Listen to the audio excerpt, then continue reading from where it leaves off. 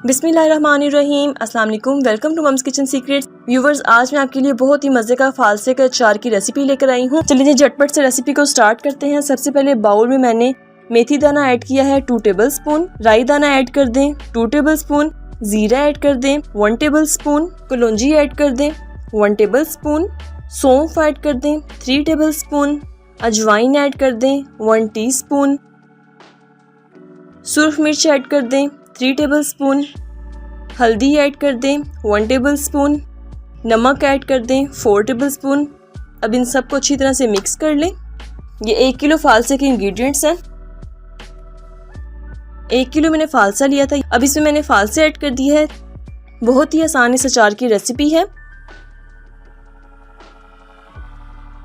अचार सरसों के तेल के अंदर ही डलता है। आधा कप ऑयल ऐड कर दें और इसे अच्छी तरह से मिक्स कर दें। अच्छी तरह से मिक्स करने के बाद हम इसे 24 घंटों के लिए, मतलब कि पूरे एक दिन के लिए हम इसको रख देंगे। जी तो व्यूवर्स, अब एक दिन के बाद मैं इसमें मज़ीद तेल ऐड कर रही हूँ। इस 1 किलो अचार के लिए मैं 350 ml सरसों का तेल ऐड कर रही हूँ।